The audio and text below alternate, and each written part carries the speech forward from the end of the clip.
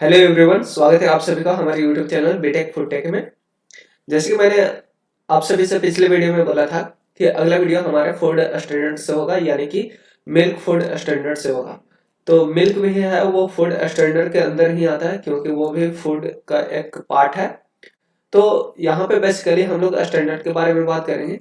तो स्टैंडर्ड जो होता है, तो स्टैंडर्ड में दो चीजें की बात होती है। एक तो क्वालिटी और लिमिट। किसी क्वालिटी का लिमिट लगा दिया जाए तो उसी को क्या बोल देंगे, स्टैंडर्ड। ठीक है।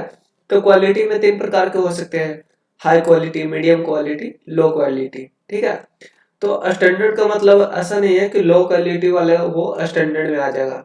ठीक है। तो उसके लिए पार्टिकुलर क्राइटेरिया डिसाइड किया जाएगा कि किस क्वालिटी तक हमें स्टैंडर्ड, किस क्वालिटी पे हमें स्टैंडर्ड सेट करना है। सपोज यहाँ पे क्वालिटी में हम लोगों ने हाई क्वालिटी, मीडियम क्वालिटी को मतलब स्टैंडर्ड कैटेगरी में काउंट किया, और लो लो क्वालिटी को हम स्टैंडर्ड क्वालिटी में काउंट नहीं किया, तो हमारे फूड स्टैंडर्ड क्या हो जाएगा, मीडियम से लेकर जितना हाई जा सकता है। ठीक है। तो यहाँ पे हम लोगों ने मीडियम पे क्या सेट कर दिया, लिमिट सेट कर दिया। तो इसलिए फूड स्टैंडर्ड जो होता है वो दो टर्म से होता है, एक तो क्वालिटी, और क्वालिटी में जब लिमिट लगा देंगे तो वो क्या हो जाएगा, फूड स्टैंडर्ड। तो हम लोगों ने क्वालिटी की बात कर ली, हाई, मीडियम, लो।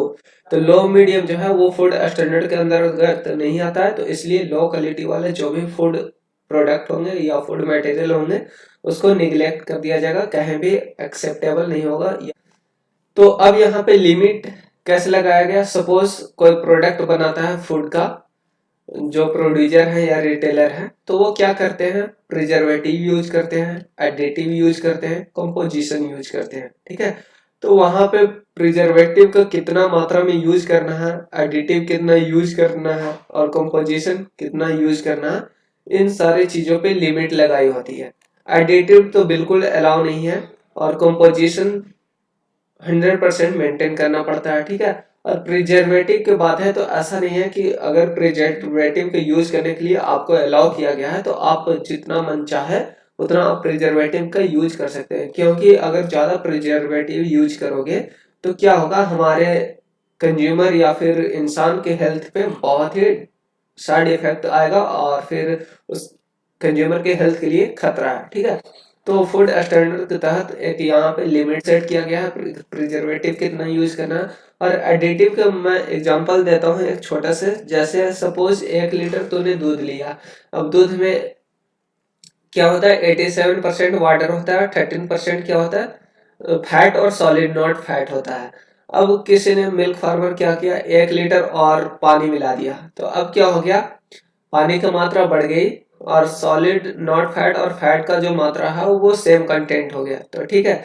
अब जैसे किसी इंसान का 1 लीटर दूध में उसका न्यूट्रिएंट्स पूरा होता है, तो अगर वहां पे 1 लीटर एक्स्ट्रा पानी मिला दिया तो उसको क्या करना पड़ेगा, सेम दूध को 2 लीटर पीना पड़ेगा, तब उसके हेल्थ मेंटेन होगा। ठीक है। तो अगर 1 लीटर पानी मिला दिया तो उस दूध का क्वालिटी क्या हो गया, पुअर हो गया, तो वो फूड स्टैंडर्ड में नहीं आएगा। ये तो मैंने सिंपल एग्जांपल दिया। अब एडिटिव की बात करते हैं। एडिटिव क्या होता है, यानी कि किसी भी फूड प्रोडक्ट में किसी भी क्वांटिटी को बढ़ाने के कुछ एक्स्ट्रा मटेरियल ऐड करते हैं, उसको एडिटिव बोलते हैं। ठीक है। जैसे नाइट्रोजन कंपाउंड पाने के लिए दूध में क्या मिला देते हैं लोग, यूरिया मिला देते हैं, स्टार्च मिला देते हैं, मिल्क पाउडर बनाते हैं। मिल्क पाउडर इसलिए मिलाते हैं ताकि वो मिल्क का डेंसिटी ज्यादा दिखे और लोग आकर्षित हो, और मिल्क पाउडर इसलिए मिलाते हैं ताकि उसका कलर व्हाइटनेस एकदम पूरा मेंटेन हो। ठीक है। तो ये क्या हो गया, एडिटिव हो गया। स्टार्च मिला देते हैं सेम कंडेंस देखने के लिए, तो ये सारे क्या है, एडिटिव। अब जैसे यूरिया मिला दिया, तो यूरिया से क्या होगा, हमारे हेल्थ पे बहुत ज्यादा इफेक्ट पड़ेगा। इसकी टेस्ट की जाती है मिल्क में। ठीक है।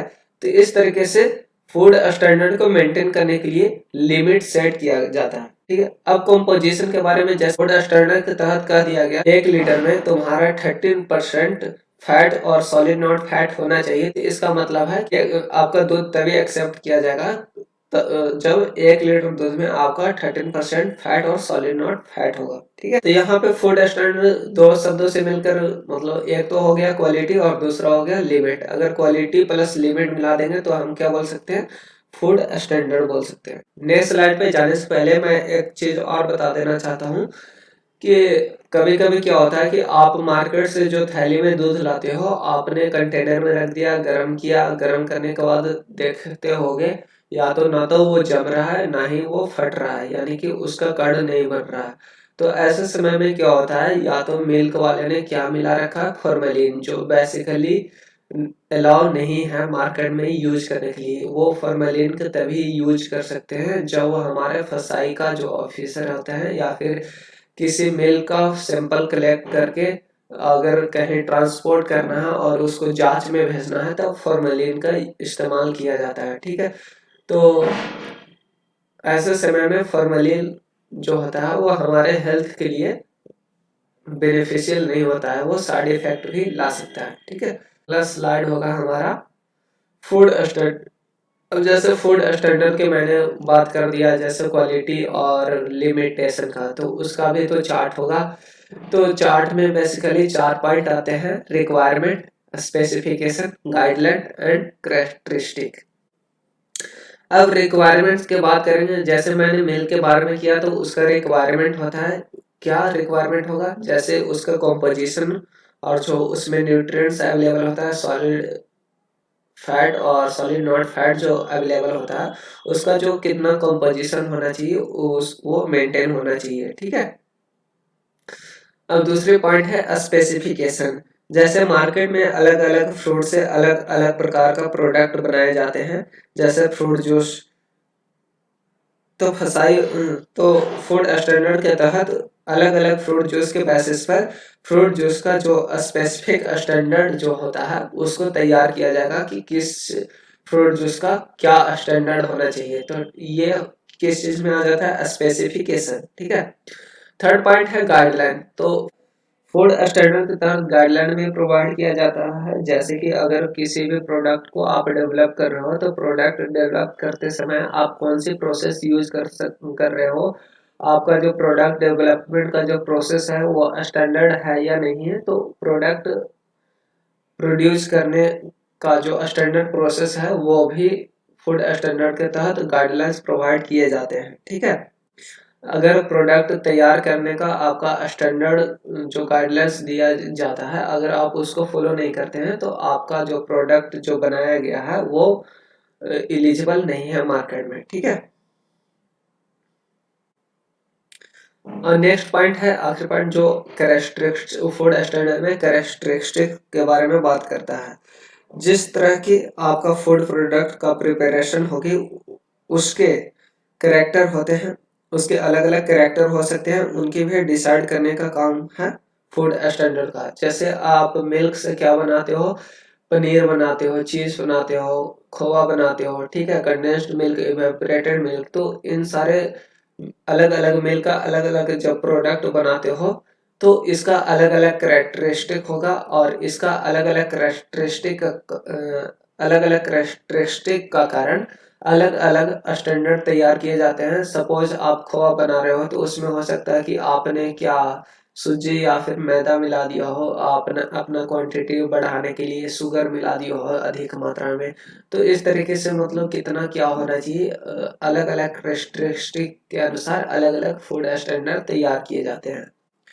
अब सवाल एक यहाँ पे ये अराइज होता है कि यूज ऑफ फूड स्टैंडर्ड। ठीक है, अस देखो, यूज ऑफ फूड स्टैंडर्ड का मतलब ये है कि ऐसा नहीं कि आप जब प्रोडक्ट तैयार कर रहे हो, तो प्रोडक्ट तैयार करने के बाद आप एक बार स्टैंडर्ड को फॉलो किए, यानी कि एक बार फूड स्टैंडर्ड को फॉलो किए उसके बाद आप अपने मन से प्रोडक्ट तैयार कर रहे हो, ऐसा नहीं होता है। ठीक है, आप जब भी अपना फूड प्रोडक्ट तैयार करते हो, तो आपको फूड स्टैंडर्ड को फॉलो करना पड़ेगा, और फूड प्रोडक्ट बनाते समय जो प्रोसेस आप यूज करते हो उसका भी स्टैंडर्ड फॉलो करना पड़ेगा। ठीक है, अब फूड स्टैंडर्ड के तहत आपने प्रोडक्ट बना लिया, कंज्यूमर तक पहुंचाने के लिए आपको सर्विसेज प्रोवाइड करते हैं। ठीक है, तो इस दौरान आपको क्या करना पड़ेगा, ट्रांसपोर्टेशन का ध्यान रखना पड़ेगा, स्टोरेज का ध्यान रखना पड़ेगा, और मोड ऑफ हैंडलिंग का भी ध्यान रखना पड़ेगा, या फिर आप कैनिंग करते हो उस समय भी आपको ध्यान रखना पड़ेगा। तो इन सारी चीज़ों में भी आपको फूड स्टैंडर्ड का ध्यान रखना पड़ेगा कि आप कितने टेम्परेचर पे आप स्टोरेज पे मेंटेन कर रहे हो, आपकी ट्रांसपोर्टेशन जो आप कर रहे हो उसका स्टैंडर्ड क्या है, ठीक है। तो इस तरह के सारे चीज़ें को आपको स्टैंडर्ड तरीके से करना पड़ेगा ताकि इंश्योर ये हो सके कि ये कंज्यूमर के लिए बेस्ट है, ठीक है। कुल मिला के आप ऐसे कह सकते हो कि जो भी आप प्रोडक्ट तैयार कर रहे हो, प्रोडक्ट को स्टोरेज कर रहे हो, ट्रांसपोर्ट कर रहे हो या फिर कैनिंग कर रहे हो, सर्विसेज प्रोवाइड कर रहे हो, तो ये इन सारी चीज़ों को फूड स्टैंडर्ड के तहत मेंटेन होना चाहिए ताकि ये बोल सके all things should fit for human consumption, यानी कि आपको ह्यूमन कंजप्शन के लिए फिट है, ठीक है। ये food standard chart use of food standard है, तो इन सारी चीज़ों को कोई तो जिम्मेवारी लिया होगा। तो इन सारी चीज़ों को जिम्मेवारी कौन कर लेता है? गवर्नमेंट ऑफ इंडिया, ठीक है। अगर मैं इंडिया की बात कर रहा हूँ तो इंडियन गवर्नमेंट इसकी जिम्मेवारी लेती है। अगर फॉरेन का भी बात करें तो फॉरेन गवर्नमेंट। अगर होल इंटरनेशनल की बात करें तो होल इंटरनेशनल में कोडेक्स होता है, जो अलग अलग कंट्री मतलब एक ग्लोबल मीटिंग रखा जाता है और अलग अलग कंट्री का अलग अलग जो फूड स्टैंडर्ड चार्ट होता है वो अपना प्रेजेंट करते हैं। उसके बाद फिर कोडेक्स एक ग्लोबल टीम होता है, उसके अनुसार एक स्टैंडर्ड बनाया जाता है जाके हर कंट्री का जो प्रोडक्ट है उसका क्या स्टैंडर्ड होना चाहिए, वो सबका एक जैसा होना चाहिए, ठीक है। तो इस तरीके से कोडेक्स में वहां पे स्टैंडर्ड तैयार किया जाता है अलग से इंटरनेशनल मार्केटिंग के लिए। नेक्स्ट स्लाइड में है टाइप ऑफ फूड स्टैंडर्ड। अगर हम फूड स्टैंडर्ड की बात की है तो ये जाहिर सी बात है कि फूड स्टैंडर्ड का अलग अलग तरीके हो सकते हैं। पहला है प्रोडक्ट स्टैंडर्ड। प्रोडक्ट स्टैंडर्ड में जैसे specific feature and characteristic of food product, जैसे मैंने मिल्क का एग्जांपल लिया था। मिल्क में जैसे खोआ बनाते हैं, चीज बनाते हैं, पनीर बनाते हैं, बटर बनाते हैं, तो अलग अलग प्रकार के छेना बनाते हैं। तो इस तरीके से अलग अलग जो प्रोडक्ट है उसका स्टैंडर्ड मेंटेन होना चाहिए, ठीक है। उसका फीचर और स्पेसिफिक के थ्रू स्टैंडर्ड को मेंटेन होना चाहिए। सेकंड वर्ड है process standard, how the product should be processed. All process standard पे हम लोगों ने बात कर लिया है पिछले स्लाइड में बहुत अच्छे तरीके से। तो आप जो प्रोडक्ट तैयार कर रहे हो, आप कौन सा प्रोसेस यूज कर रहे हो, आपका प्रोसेस जो है वो स्टैंडर्ड है या नहीं, ये आपको मेंटेन होना चाहिए। इंफॉर्मेशन स्टैंडर्ड, हाँ इंफॉर्मेशन स्टैंडर्ड में आपको लग रहा होगा कि ये नया है, बट हमने पिछले पहले भी डिस्कस कर चुका है। इंफॉर्मेशन स्टैंडर्ड का मतलब ये हो गया कि आप जब भी फूड प्रोडक्ट तैयार करते हो तो उसका जो आपने स्टैंडर्ड तरीके से जब तैयार किए हो तो उसको आपको मेंटेन करना पड़ेगा जब आप मार्केट में इशू करते हो कंज्यूमर के लिए। जैसे मैंने बात किया था कि मिल्क आप लाने जाते हो तो मिल्क बॉटल या फिर डब्बे पे लिखा होता है कि उसमें फैट, सॉलिड फैट और भी प्रोटीन वगैरह जितने भी चीजें होते हैं उस पे मेंशन किया रहता है कि मतलब इस दूध में कितना क्या चीज है। तो वहां पे इंफॉर्मेशन मेंटेन कर दिया जाता है, तो इसी को क्या बोल देते हैं? Information standard. और उस इंफॉर्मेशन आपने जो मेंशन किया है पैकेट पे और उसके तहत आपका दूध में मेंटेन है या नहीं, यह भी आपको बहुत ध्यान रखने वाली। ऐसा नहीं कि आप पैकेट पे लेबलिंग तो कर दिया बट आपका जो प्रोडक्ट टेस्टिंग या किसी भी गवर्नमेंट एजेंसी द्वारा जांच करने के लिए उठाया गया और उस लेबलिंग के थ्रू आपका नहीं रहेगा तो आपका पनिशमेंट भी दिया जा सकता है, ठीक है। तो ये होती है हमारी इंफॉर्मेशन स्टैंडर्ड। अगला है मैंडेटरी स्टैंडर्ड, ठीक है। मैंडेटरी स्टैंडर्ड क्या होता है कि एनी हाउ प्रोड्यूसर और retailer should follow the limited standard, यानी कि मैंडेटरी स्टैंडर्ड में वो होता है कि किसी भी हाल में या तो कंपनी हो, प्रोड्यूसर हो या रिटेलर हो, ठीक है, उसको फूड स्टैंडर्ड को मेंटेन करना पड़ेगा। जैसे कि मैंने फर्स्ट स्लाइड में बताया था कि लिमिट, अगर किसी फूड स्टैंडर्ड द्वारा लिमिट लगा दिया गया कि इससे पुअर क्वालिटी नहीं होना चाहिए तो नहीं होना चाहिए। अगर आप ऐसा करते हो तो आपका प्रोडक्ट जो है मार्केट में कंज्यूमेबल नहीं है। हो सकता है कि आपका जो प्रोडक्ट है वो नेग्लेक्ट कर दिया जाए और आपको पनिशमेंट दिया जा सकता है, ठीक है। सेकंड है at least product should contain minimum quality and safety requirement. हाँ, जैसे लिमिट अगर लगा दिया तो जाहिर सी बात है लिमिट लगाने के बाद आपको एटलीस्ट मिनिमम तो मेंटेन करना पड़ेगा आपको क्वालिटी के लिए, ठीक है।